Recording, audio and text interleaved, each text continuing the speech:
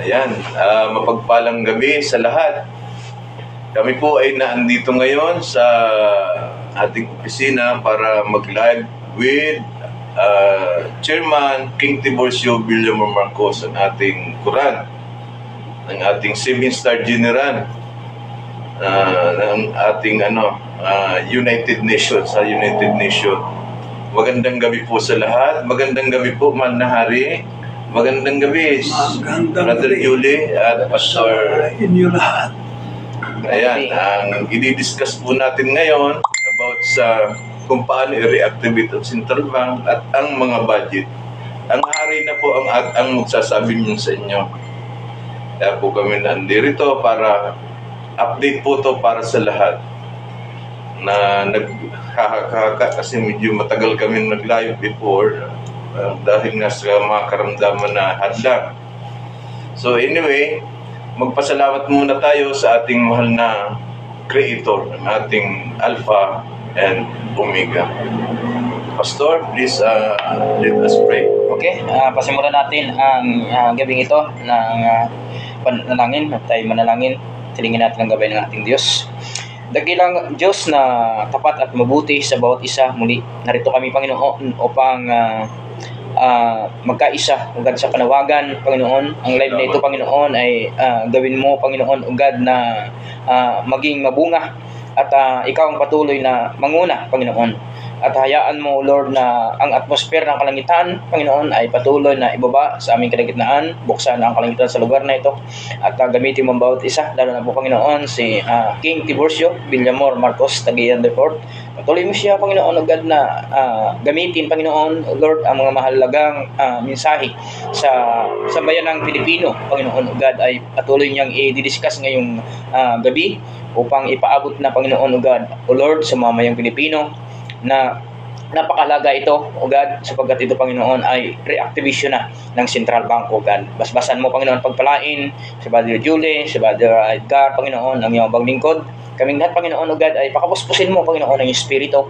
At ang lugar nito, Panginoon, O God, ay gamitin mo, Panginoon, upang ang bansang ito, Panginoon, O God, ay patuloy na mamulat at makita nila, Panginoon, O God, ang biyaya na iyong nais na ibigay sa mamayang Pilipino. Salamat sa iyo.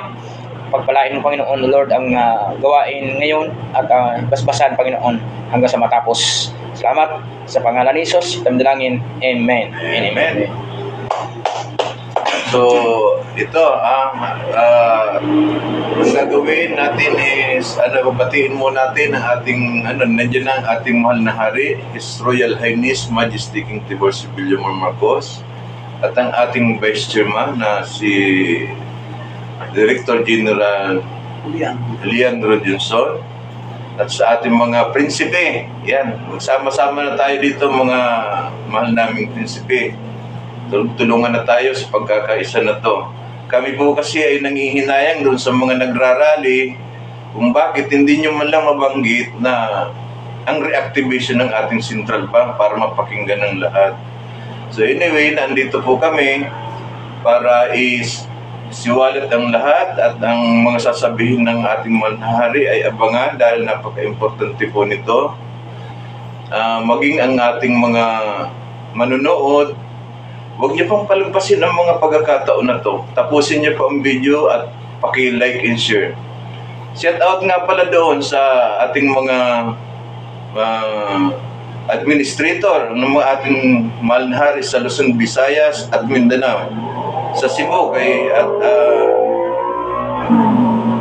kay Deputy Director natin, ating Vice Chairman Leandro Johnson, at sa ibang mga lugar from Region 1 and Region 18. Maraming salamat sa gabing ito at nandito ang ating mahal na hari na magbibigay sa atin ng buhay para sa ating pagbabago sa ating mga sambayan ng Pilipino.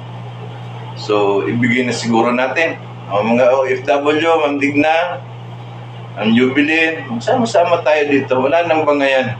Ito ay drama lamang ng Diyos para siguro may purpose sa atin. Sinang nakakaalam nito, huwag tayo mag-away-away. Ito na po ang ating mahal na hari, His Royal Highness Majesty King Tiburcio Villamor Marcos Talano Taguin IV. Magandang gabi, mahal naming hari. Una sa lahat, nagpapasalamat muli ako sa atin mga kamay at kay Apo Jesus, God, Allah, Elohim, El Shaddai, Yahweh, Jehovah. In you, O Lord, we trust. Alpha, Omega. Dito ngayon, siguro, dapat lamang na talakayin namin kung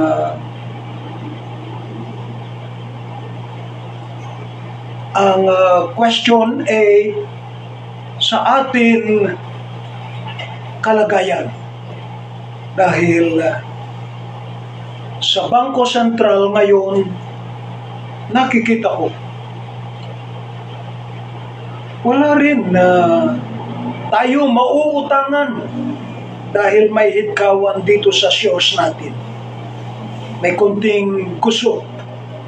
Umutang ka sa ibang bansa, kukontrolin ka. Wala rin OFW remittances dahil katatapos lang ng pandemya. Nagsisimula pa lamang. Pagkos, wala rin kang makukolekta na buwis sa mga tao at ang mga businesses dahil 3 taon ito, pang-4 na ngayon na wala pang kinita ng mga tao. Nakita mo, 4 na taon na wala tayong pagkukunan ng pera. Saan tayo kukuha ng pera? Ang budget ng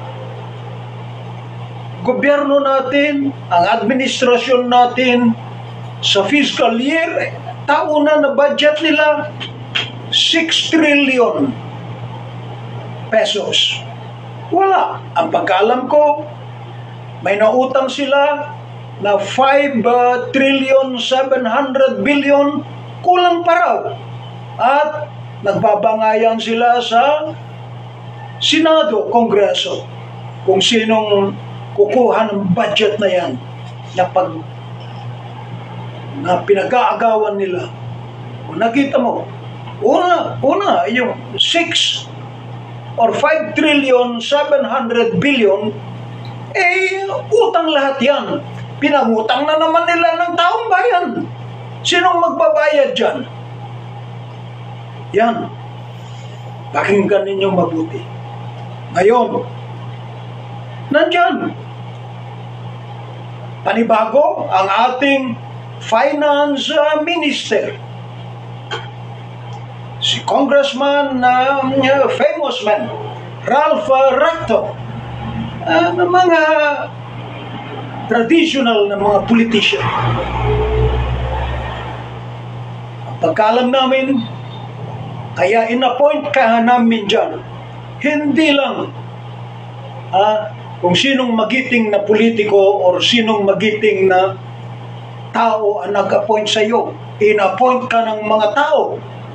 Ngayon, may responsibilidad ka. Alamin mo kung saan ka makakakuha ng kwarta. Ino-offer namin sa iyo. It will be the implementation of United Nations Security Council ECOSOC na pinangungunahan ng Alpha Omega World Peace Community Development Marshall Program. Nandito kami. I headed the group ngayon ng proper implementation ng Project ECOSOC, United Nations ECOSOC. Mapupunduhan namin through the reactivation ng Central Bank of the Philippines. etong ginagawa natin na lame duck, pero hindi pwedeng gamitin itong ginagamit natin na Bangko Sentral ng Pilipinas. There is only one way. I-reactivate natin yan. Overnight, we will have the funding of the fiscal year-to-year na problema ng bansa natin. Because the reactivation of the Central Bank of the Philippines that had all the assets all over the world, and nandiyan ang ginto natin. We have our gold to back up our monetary system of central banks. So, wala tayong problema. Hindi natin uutangin ng kwarta natin. At nandiyan ang kwarta. Our beloved Secretary, Congressman Ralph Recto, come, sit down with us. We'll provide you with the funds. The President knew about this because alam niya. The President, I respected him, but I'm his older brother. You have to understand, we appointed you because we believed you can manage and you have the means and you are smart enough to sit down with us. So if you cannot do it, then let it be. Get out from that position because we cannot tolerate anymore. Don't wait until after ang taong bayan ang kakastigo sa inyo. So we are here to help the process. And I'll be more than ready, willing, and able to support our government.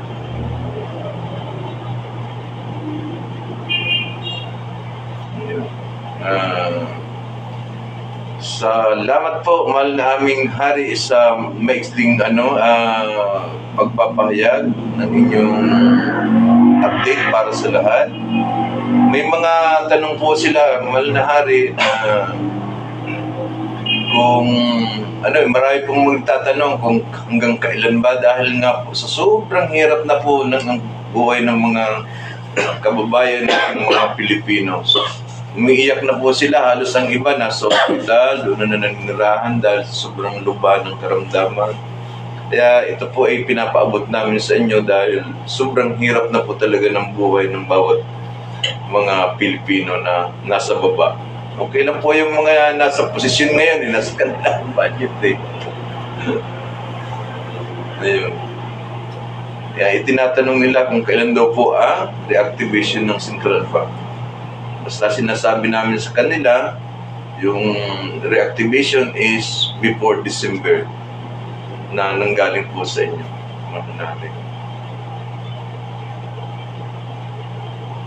Ang totoo niyan, kaya natin gawin yan. If I have to use my special power sa United Nations as a governor, 7-star governor general ng United Nations Security Council,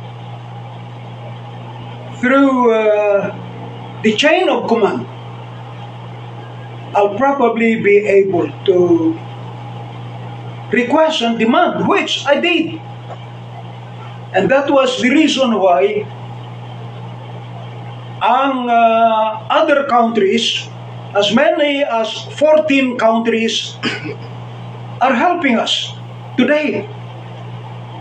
Nandito sila sa shores natin.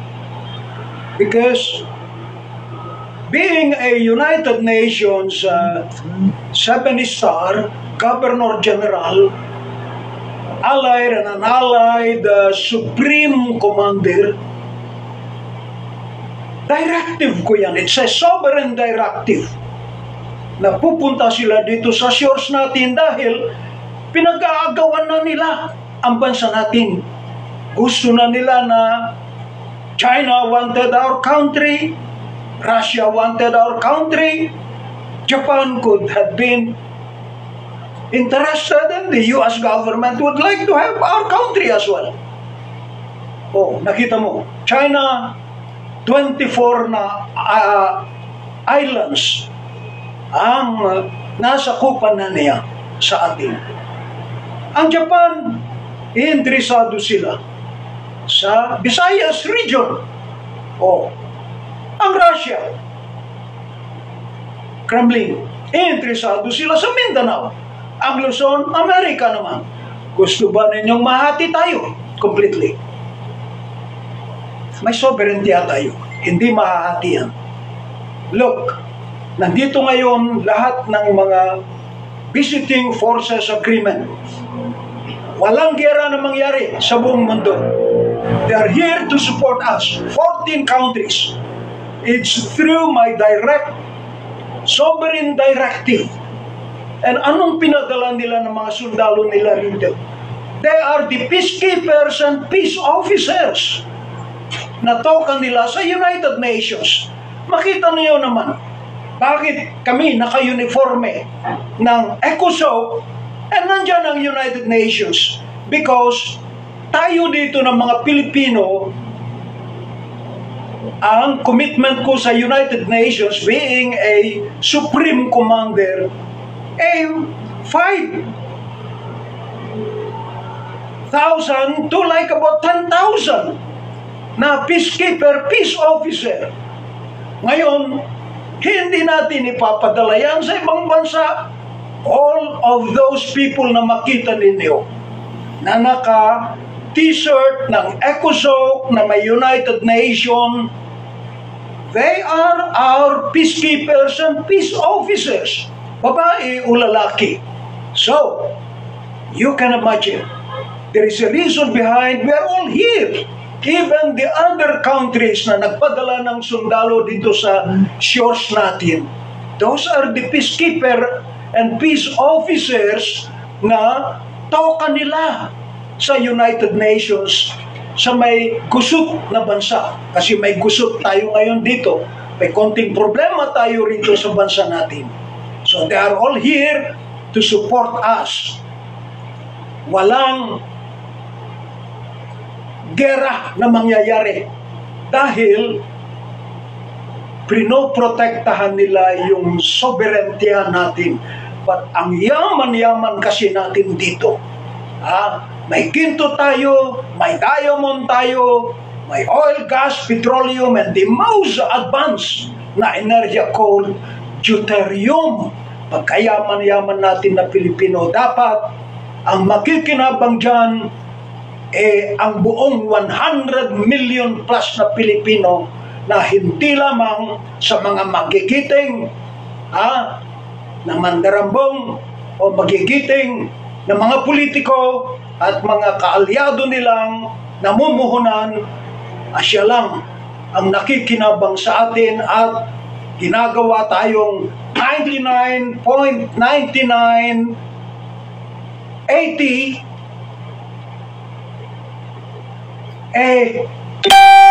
sa 1%, 20% ang meron lamang. Mabibilang mo lamang yung meron. Papayag ba kayong ganyan? Huwag kayong papayag. Ayun. Maliwanag doon sa mga nagsasabi at naniniwala na may gera na darating, ang ating emperor at ang ating King Jose Villamor Marcos na ang nagsasabi na wala pong magaganap na gera. So, Brother Julie, may sasabihin po ba kayo about sa ating sa aking panawagan? Kasi manawagan tayo sa ating mahal na presidente. Total Marcos era na tayo ngayon. Sige, Brad. Magandang gabi sa iyo. Gabi po sa lahat. Sana makinig po, mapakinggan po to ng ating presidente ang aming panawagan para ma-reactivate na po ang Central Bank of the Philippines dahil ang presidente po ang Board of Trustee, Board of Governor ng Alpha Omega na dapat maging katuwang siya ng ating hari at ang ating hari ang magbasbas sa kanya para magawa na niya yung mga pinangako niya sa mga sambayanang Pilipino na magkaroon ng pabahay. At kung ano pa naman ang gusto na gawin ng ating presidente, nakasuportar po ang ating hari para magkakaroon po ng mga proyekto na gustong gawin po ng ating presidente. Credit po to sa kanya yung gagawin po ng ating hari. Sana po sana po magkakaisa na po ang mga sambayanang Pilipino sa mga panawagan natin na makarating po sa ating presidente. Dahil po ang programa po ng Diyos, ang Alpha Omega World Peace Development Marshall Program, na ang ating chairman po, ang ating hari na si King Tiburcio Villamor Marcos Taliano Cagayan de Port, dahil ang patrimonya po ay ang nasa sambayan ng Pilipino po, na tayo po lahat ang may karapatan na hihingin po sa ating presidente na i-reactivate na po ang Central Bank of the Philippines para ma-implement na po ang United Nations ECOSOC Humanitarian Article 55, 55, 57, 630 up to 71 para magkakaroon na po ng massive housing, libre pa bahay, libre pa lupa, kuryente, tubig, financial, hospitalization, at saka sa school, libre na po lahat. Yun na po. Diyan na po mag-uumpisa ang divine government na mag-uumpisa po sa Pilipinas sa kabuong mundo sa pamamagitan po ng United Nations ECOSOC. Marami pong salamat. Salamat, Brother Julie. At ako po ay mahal na hari, may ipapahabol ako kasi yung mga administrador natin medyo nagkakagulo about doon sa mga kadastro. So anyway, hindi ako nakikipahalo muna sa inyo kasi para solo ko yung walang magagalit. Sa akin na naman kayo magalit, mga kapatid. Ito pong ginagawa ng ating mahal na hari na mga kadastro para sa 7,169 islands and islets sa buong Pilipinas, Luzon, Visayas at Mindanao, kasama ang Sabah, from Region 1 to Region 18. Lahat po yan, kaya tayo pinagaan ng ating manahari sa magkaroon ng ID po para po doon yan sa kung taga-saan ka, doon ka po niya ilalagay. Wag po kayong mangunahan na si Kiso ganito, inaagaw ang lupa. Wala pong ganon. Ikukuman po lahat yan. One word, command lang po ang ating mahal na hari. Doon lang po tayo magbase. Wag lang po kayong mainip kasi sa panahon ngayon, inire-ready nila po lang ang lahat. From Region 1 to Region 18. Kasi kung hindi kayo sumusunod, mahuhuli kayo, mga kapatid. Once na ma-reactivate ang Central Bank at ang pondo na dadaan sa mga administrador ay kung example, ang Region 1, Region 2, from Region 18, wala pong administrador, kawawa ang tao dyan. Tama po ba, mahal na hari? See?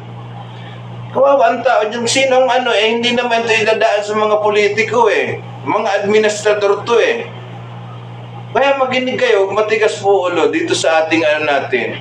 Nag-aaway-away kayo, nag-aaway-away sila dahil sa kulang sa kaalaman. Magtanong po muna kayo. Minsan, kaya magbasa ng GC na hindi naman tama yung sisiraan yung isa. Nakakasama ng loob kasi ang gusto natin dito ay magkaisa. Bakit nangungunahan kayong magalit doon sa kabila at ganun din sa kabila. Parang awan niyo na. Kung kayo magla-live, tayo magla-live. Ang isipin natin ang magkaisa. Kasi pag nagbanggit ka sa kabila, mapapasama ka. Ay dito, kaya kami ingat na ingat sa ngayon kasi ang gusto namin, ma-implement lang to. Hindi po kami na ano dito na kung ano pa man na anong tawag doon? Ranggo o ano, walang ganun. Ang gusto ko ma-implement lang to kasi pag na-implement to, yung mga tao nagpapasarap, nagbabakasyon tayo, inuutosan tayo ng malari. Gusto niya ba yan? Ayoko na sana nung ganun. Pero kung yun ang binigay sa atin ng Panginoon, dahil po kami ang naandito sa tabi ng mahal na hari, kaya po namin to ginagawa. Alam namin ang ginagawa namin sa sarili namin para sa sambayan ng Pilipino. Kung hindi kami kikilos, kung hindi tayo kikilos, paano na? Kaya ba ng hari ito? Ay nasa Last Will and Testament, ang ating mahal na hari ay sole signatory lamang. Hindi niya, dapat ang suporta ng taong bayan ang kailangan natin. So, mag-asikaso po ang bawat isa. Nauna, wag na pong, piki yan, iwanan niyo na po yung mga ganong muto. Wala pong mangyayari sa ating lahat. Mananatil tayong bugos pag ganyan ang kaisipan nating lahat. Yun lamang po. Maraming salamat po. Brother Edgar, may katanungan lang po ako sa ating mahal na hari patungkol po sa recruitment. Go ahead po. Ng ating military. 1 million ang i-recruit nila. Sama sa Navy, Air Force, Army. Kung saan po nila kukunin yung budget na yun sa 1 million na i-recruit nila. Ayun, siguro kanina maganda yung tackle, nawawala yung sinasabi ni Tata. Sinasabi ko, Tang, ikaw na ba alam? dapat lamang na matanong din ninyo yan dahil una, sa logistics sa armed forces natin para sa ngayon ang armed forces namin, Army, Navy, Air Force, Marine, Coast Guard at ang kapulisan natin, isali mo na pati mga security guard, detective. Wala pang 400,000. Dito sa Asia, tayo pinakamaliit. Bagos, ano ang logistics natin? May advance ba tayong mga magaganda na mga baril? Meron ba tayong mga mahuhusay na amphibian? Meron ba tayong mga barko? May mga frigate ba tayo? May mga destroyer ba tayo? May mga submarino ba tayo? Meron ba tayong ilan bang mga helicopter natin? Ilan ang eroplano natin? Nakita mo, these are all the logistics. Ilan-ilan lang ang mabibilang mo. Mas mahusay pa ang Indonesia, Malaysia, Vietnam. Mas malaki pa ang kanilang armed forces. Mas maganda pa lahat ng mga equipment nila. O nakita mo, tayo, masyado tayong proud. Ay, walang-wala tayo dito. Anong ginagawa ng mga politiko natin? Oh, for the past 30 years, inalis na nila ang ROTC. Asan ang ROTC natin ngayon? Asan ang reserve forces natin? Wala. Hindi ito tayo preparado dito. Minsan lang gumalaw ng China, isang araw lang, cripple na tayo. Oh, ano yung pinagmamayabang natin dito? Nothing. Bokya. Mga egneg, lahat ng mga politiko natin dyan. Because, nakita mo, hindi ba nila na plano yan? Man lang, ang gagaling ng mga senador natin, sa kongreso natin na maglagay ng plebisito. Anong ginawa nila? Wala tayo ngayon preparedness. Sabi ko nga sa inyo, 400,000 lang ng... Oh, anong meron tayo rito? Nothing. Bokya. Isang araw lang, pumunta rito ng China, wala silang gagarutihin na tao. Ilagay lang nila ng electronic magnetic pulse na sap na ng kuryente natin. Lahat. Hindi mo na yan may lalagay muli. Anong mangyayari? Di patay tayo dito sa Metro Manila lahat. Walang mga grocery, walang mga gasolinahan na, walang tubig. Oh, di cripple tayo overnight. Magpatayan na dito sa buong Pilipinas. Kaya huwag na kayong payabang. Okay, lalo kayo na nandyan sa Kongreso, wala kayong ginawa, kundi Senado, nagbabangayan kayo dahil sa pork barrel ninyo, masinador. Jesus Christ, 2 billion na pork barrel? May project ba kayo? Congressman, 500 million. Oh. 500 million? Jesus Christ, ano ba kayo? To like about 1 billion? Nagbabangayan kayo riyan. Hindi ba ninyo na-foresee? Wala na tayong protection dito sa bansa natin. Mabuti na agapan natin.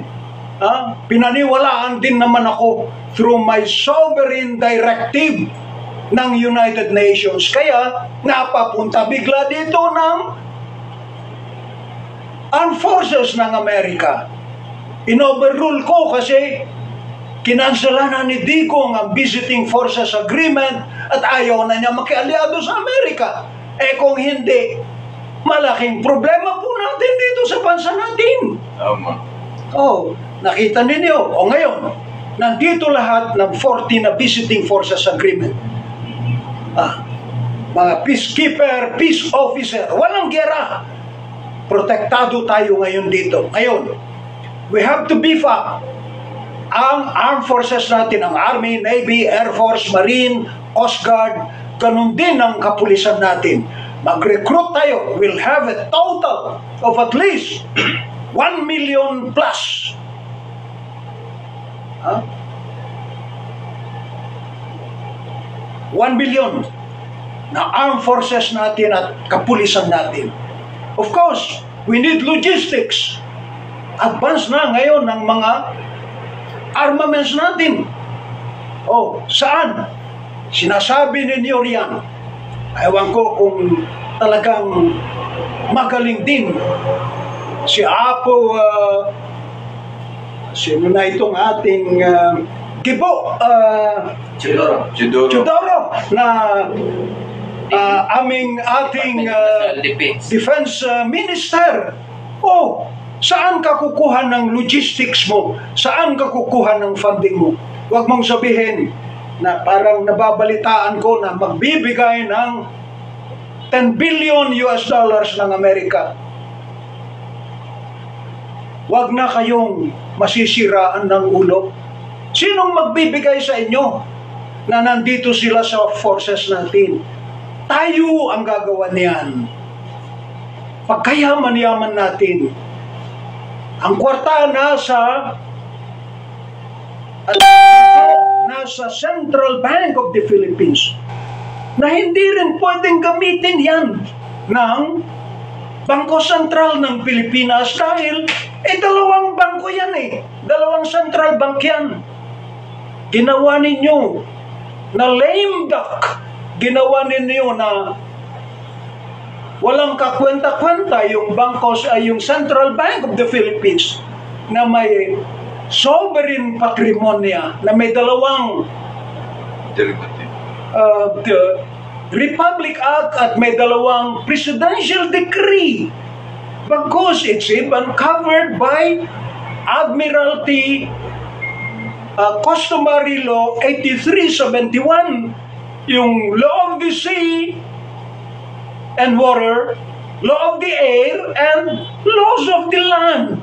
Ano pa bang kailangan natin na masabi? Ngayon, saan panggagalingan ngayon yung pera na para sa mga logistics natin. I'm referring now to yung mga gamit natin, mga baril natin. They have to be advanced. We have to be advanced with our security systems, like our IT, our intellectual properties. Because yung mga barko natin, na frigate natin, mga amphibian natin, ganoon din, mga submarino natin, wala tayo niyan. Kailangan, we have to beef it up. Aeroplano natin, ilan-ilan lang. The most advanced ngayon na ibang mga aeroplano, they could be either Sukhoi, or they could be Raptor 22, or they could be Siphon, or any other na aeroplano natin. But we have to have them. Saan tayo kukuha ng multi-billion US dollars to buy this equipment? Kaya natin yan. But we have to have the reactivation ng central bank natin. I'll provide you with all these logistics. Saka, sa kabutihan ng armed forces natin, will beef it up with their salaries. Ganun din mga pension nila. Maganda yan. Para wala tayong problema. We have to beef up a real, massive na recruitment na ginagawa ninyo na ngayon. Ginagawa na ng armed forces natin at ang gobyerno natin. Meron tayo ng pera. I can assure you, we can immediately put this all together. I would ask Gibo Chidoro, our defense minister, to sit down with me, and our finance minister, Ralph Recto, come sit down with me. I'll be able to get even our best advisors, like Manong Juan Ponce Enrile, to come and sit down with me. Ma'am Imelda Romualdez Marcos, to sit down with us. And I will ask even our former president, Joseph Estrada, to sit down with us. Or GMA, Gloria Macapagal Arroyo, to sit down with us. I'll ask the executive secretary to sit down with me. And Lucas Bersamin, I'd like to ask Belmonte, all the elders, ang mga matatanda na riyan, na statesman natin na sinasabi nila, or any other na interesado na who would like to come with us, or spiritual advisors, just like Eduardo Manalo Jr., or with the Diocese of the Roman Catholic. I'll ask the Cardinal to come and sit down with me, talk to me, and we'll put it all together. So, sa ikabubuti ng mayoryang 110 million na Maharlikan o Firian Filipinas or Filipinos, the people of the Philippines, ang siyang may patrimonya. Maraming salamat po sa inyo. Wow, ganda. Ganda ha. Ganda ng ating talumpati ng ating manahari. Sa mga media, sige lang, ayaw nyo kami pakinggan ha. Kung ano yung mga dapat nating asikasuhin, ang inaasikaso nyo iba. Ang para sa 110 million Pilipino, ayaw nyo talagang umasin sa or mangmang kayo sa katotohanan. Kasama sila rito. Dito, kasama tayo lahat dito. Ang mahal na hari, sabihin natin ngayon sa harap nila, sa mga manonood, na itong programang ito is, sa divine government, wala mong pipiliin dito. Rebelde ka, pangit ka, maganda ka, anong man religion, lahat yan magkakaisa. Hindi nga po pwedeng dito. Lahat ng mga dito, magkakaisa po. Hindi mo pwedeng hindi susunod. Kasi kung ang nangyayari gaya ngayon sa lahat ng mga religion na nagkakanya-kanya po ang tao, mahal na hari eh. Kanya-kanyang paniniwala. So pagdating ng isang religion, hindi na pakikisama. Ano yan eh, ganito yan eh. Paano na tayo nito? Pero isang religion lang tayo, lahat tayo magkakaisa. Ganun eh. Ito yung ugat ng kasalanan dito sa ating mundo eh. Ang politika at ang religion. Dahil sa alipin sa atin, nang-aalipin, iilan lang yan. Yun dapat nating alipin, silang nang-aalipin ngayon. Kuha nyo ba yan? Anong sabi ni Andres Bonifacio? Yun sabi niya eh, nakahanda ako mamatay sa sarili kong bayan. Dahil sa katotohanan na yan. Kaya sila may mga revolto ngayon. So, gawin natin na magkatulungan po tayo rito. Hindi tayo dito nagkakanya-kanya. Military ka man, civilian ka man, rebelde ka man, anong klase ng rebelde ka, anong klase ng religion mo. Come on, sumama kayo dito sa ating programa, sa ating mahal na hari, sa Alpha Omega. Ito po yung napakagandang adhikain nating lahat na magbabago sa kabuhayan at para tayo tubusin niya sa kahirapan at sa pang-aalipin sa atin. Come on mga kapatid, makinig na po kayo. So, yun lang po ang aking masasabi. Maraming salamat po sa lahat. Mahal na hari, may sasabihin pa po kayo. Brother Jolie, may dudugtong pa po kayo. Or nothing. Pastor, please come on, Pastor, alin po kayo. Para magbigay po kayo ng mensahe para sa lahat. Dahil dito, hindi tayo nagbibiruan. Hindi tayo pwedeng maglukuhan dito. Sa lahat ng mga wala pang administrator ID, come on, mag-asikaso na po kayo habang hindi kami nagsasawa sa kakapaalala sa inyo. Pumunta na po kayo dito sa ating mahal na hari at sa ating mag-visit lang sa ating Vice Chairman Leandro Rinson, Sir Julie, at sa akin o kay Pastor. Sige lang, kay Pastor Lito. Okay, So, Pastor Lito, salamat Sir Edgar, Tatang, King Tiburcio at Brother Julie sa mga napakagandang pinag-usapan natin ngayong gabi. Si Vice Chairman Leandro Johnson ay sa kasalukuyan na sila ngayon ay nagbi-meeting din sa Cebu. Mayroon nga daw doon mga katanungan kasi binabalita daw doon na si King Tiburcio ay patay na. Pinapatay nila si King. Buhay na buhay ito. Alive si King. Ang ating hari. Napakalakas man. Patay ka na daw. 77 years old pero mas ang lakas-lakas. Bakit siya malakas at bakit siya pinapalakas ng Panginoon? Kasi mayroon siyang mission eh. Kailangan mo nang maganap ang nais ng Diyos na maganap sa bansa natin. Kung kaya, ang laging panawagan dito, walang iba kundi ang reactivation na ng Central Bank. Yun lang po ang tanging pag-asa natin. Kasi kung hindi po ma-reactivate ang Central Bank, magpapatuloy na mamayagpag ang mga nasa kapangyarihan, mga politiko, kaya nila dinideny at ayaw nilang pakinggan ang reactivation ng Central Bank kasi through Bangko Sentral ay doon sila nakapagkakamal ng korupsyon. Tinatago nila sa mga Pilipino, sinasabi nilang nangutang sila, pero ang totoo, wala silang inuutang. Mayroon ba tayong napanghingan, nagbayad? Wala. Kasi hindi naman pwedeng utangin ang sarili mong pira.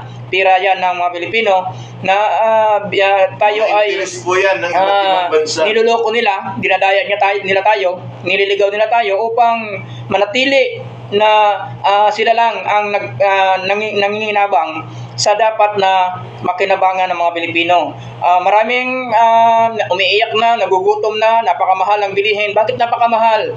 Kasi hindi po ito pinapayagan na mailabas na mga biyaya na ito na inaalok na ito. Nandito si King Tiburcio Villamor Marcos Aguian IV.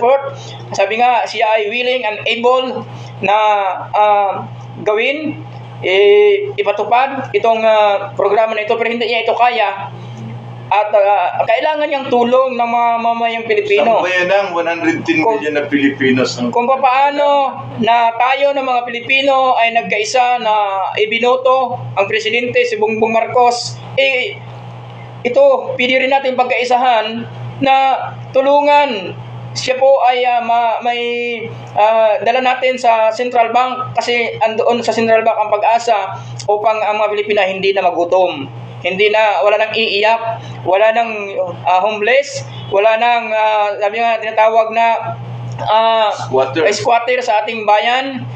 Ang ginagawa niya rito ngayon kung bakit siya nag-iipon ng napakaraming administrator kasi ang gusto niya mangyari lahat ng Pilipino ay pantay-pantay. Ang mga lupain na yan na malalaki na kinamkam ng yaman at mga politiko kukunin pero hindi naman ibig sabihin na bubuwiin niya sa sarili niya. Kukunin yan upang ipamigay din sa sambayang Pilipino.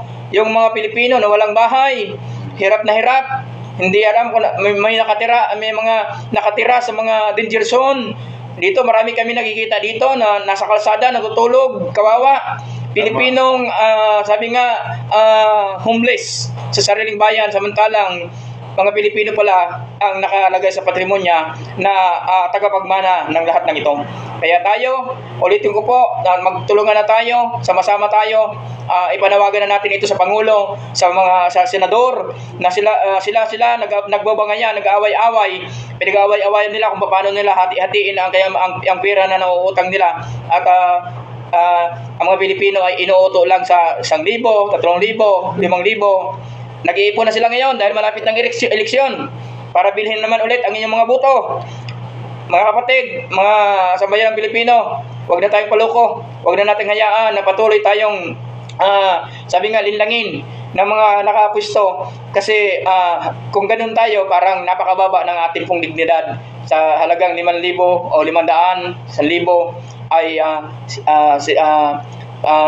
saludo na tayo sa mga politiko. Tuwan-tuwa na tayo sa mga politiko. Kaya tayo, kami nandito para nga ito lagi panawagan. Alam niyo kung bakit kami napipilitan mag-live? Kasi maraming business na itong inalok sa mga mainstream media.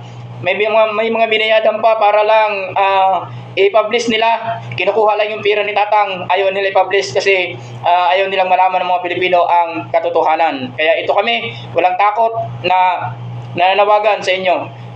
Magtulungan tayo, sama-sama tayo. Ipanawagan natin ito sa lahat ng bansang ito ay mayaman, hindi mahirap.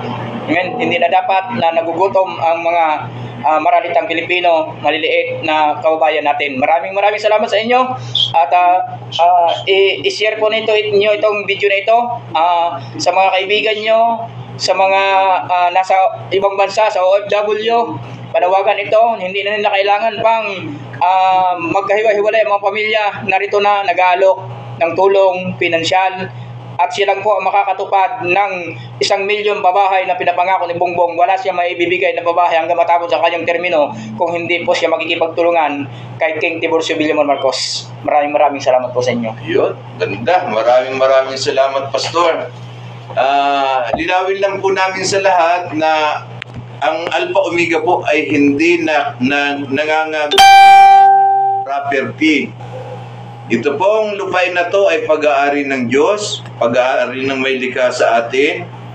Mula nang isilang tayo nakahubad, may alam ka ba, may titulo ka ba, alam mo ba ang history? Hindi po, tama po ba? Ito pong programa ng Alpha Omega ay ipamahagi sa bawat Pilipino, mahaligan operyang Pilipino, para walang mahirap. Ganyan ang ibig sabihin ng Panginoon, na wala siyang anak na mahirap. Bakit pinaghirap? Nang dahil dito sa ating mga binubutong Board of Trustee, Board of Governor na ating programa dito sa Republic of the Philippines. Kung ito ay sinunod, mahal naming Pangulo, ito po listen, please. Kung ikaw ay binoto ng ating sambayanan, so hindi namin alam kung Picos machine ba ang bumoto sa iyo o sambayanan. Wala na po akong doon. Ikaw pa ang nasa katayuan mo na yan. Mahal na Pangulo namin. Marcos era na ngayon. Palit na ang kuwan. Sunod gusto ng taong bayan, hindi yung kayo po ang nasusunod. Parang awa nyo na po, malaking pananagutan nyo yun sa Diyos. Sa mga telebisyon, kung ano-ano mga kabulustugan ang pinapanalabas nyo. Yung programa ng Alpha Omega na para sa 110 million na Pilipinos, bakit hindi nyo ipalabas? Bakit ayaw nyong ang ating mahal na hari? Tulungan niyo po kami. Interviewin ka. Interviewin nyo ang ating mahal na hari. Andito po kami, interviewin nyo kami. Interviewin nyo kami. Hindi po yung kayo po ang nasusunod din dahil kayong kumukontrol ng lahat. No. Darating po ang panahon dahil ngayon ang kapangyarihan ng Diyos ang masusunod, hindi na po ang mga tao. Dahil ang tao, destroyer talaga yan sa ating mundo. Kung ito ay mapapabayaan ng ating Creator. Alam niyo yan. Minsan na nga tayong naubos na sa panahon, inuwi ang tao. Uulitin pa ba natin ngayon, mahal na hari? So, yun lang po. Kasi masakit na sa dibdib talaga yung mga nangyayari sa atin ngayon. So, mahal na hari, may dadagdag pa po ba kayo? Well, masasabi ko talaga,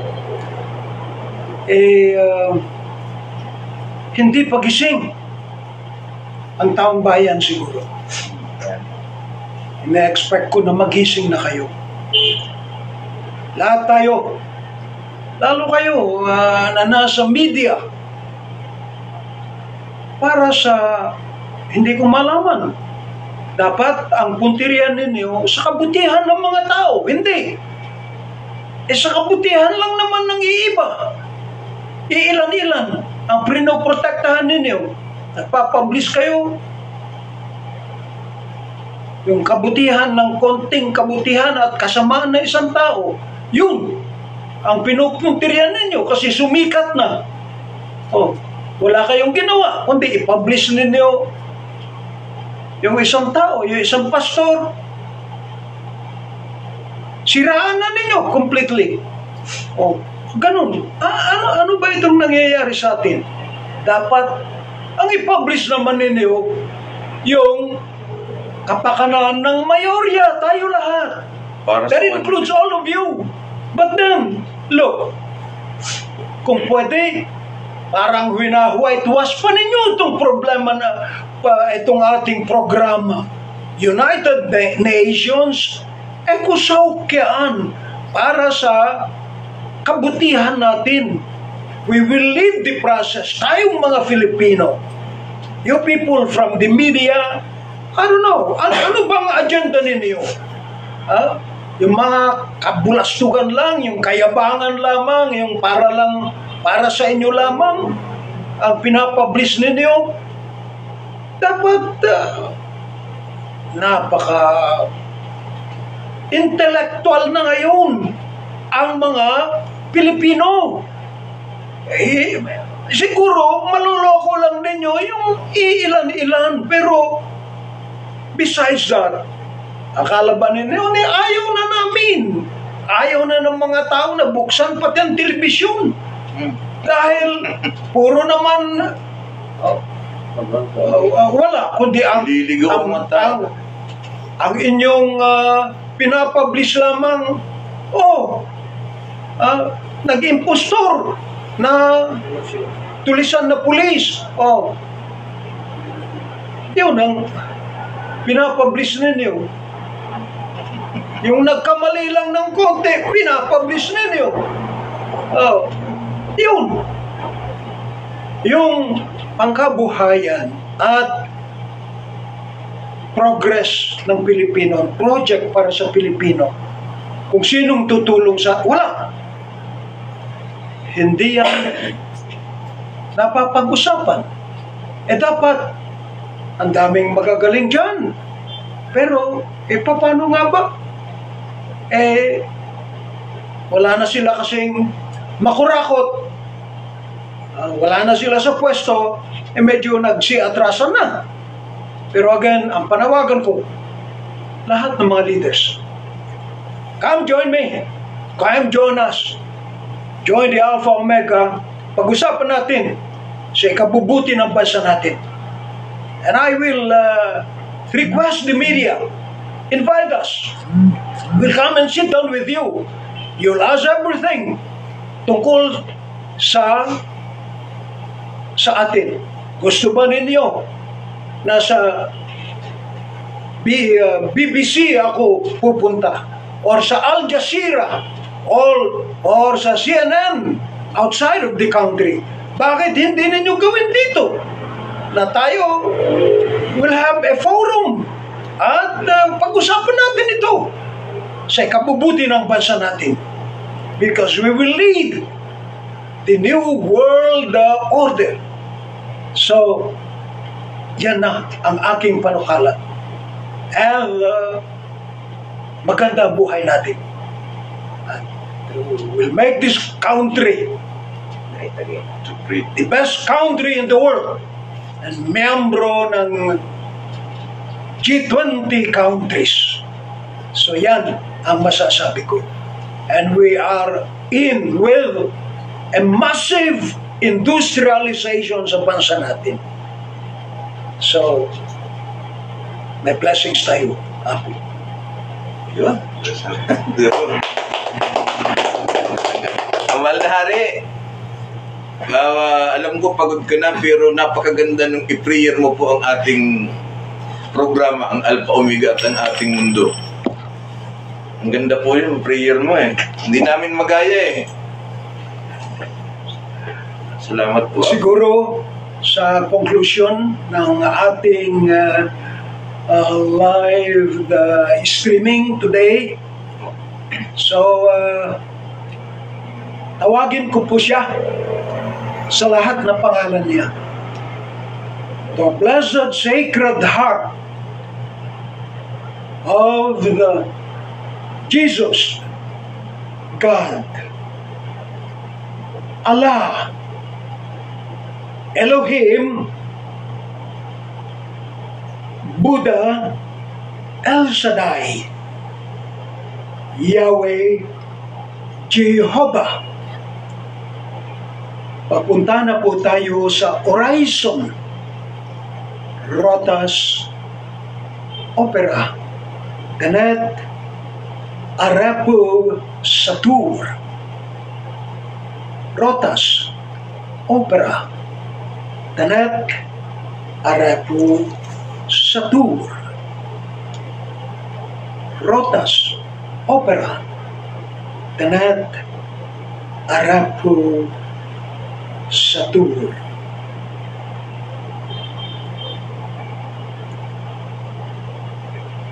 To our Blessed Sacred Heart,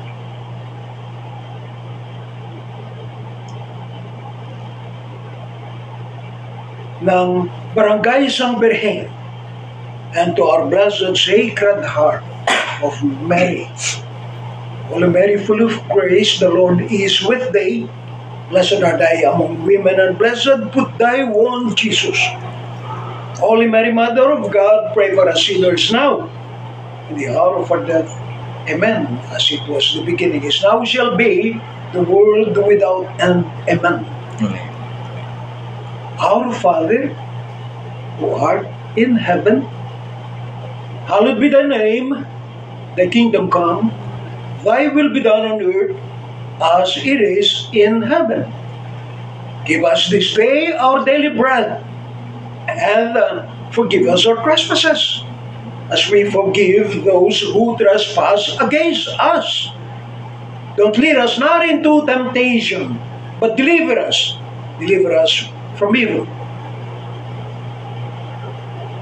O Judge, Maharlikan, Ophirian, Filipinas Kingdom.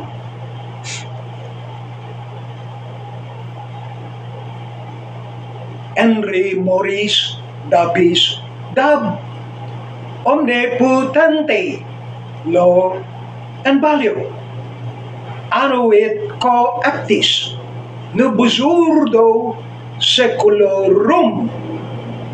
In you, O Lord, we trust.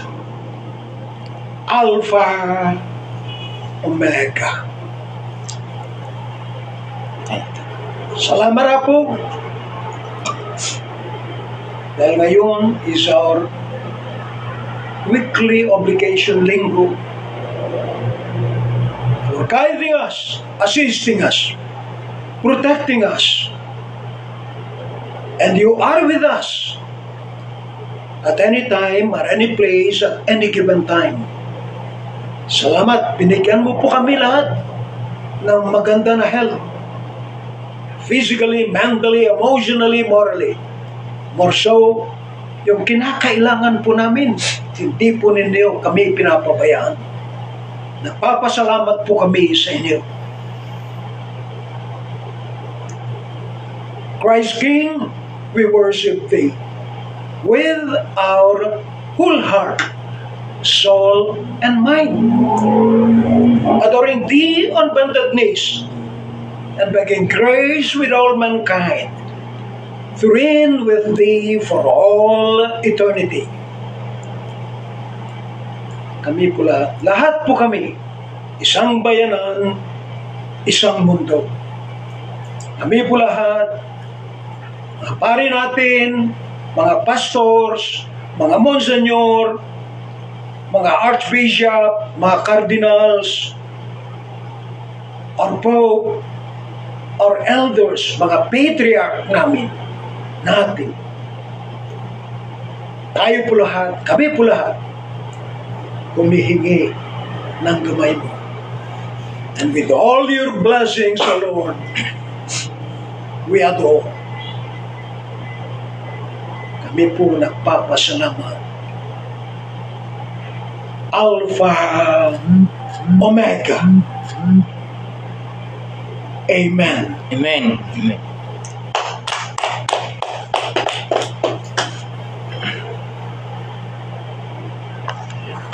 Patay na. Magandang gabi at salamat po sa lahat na makinig.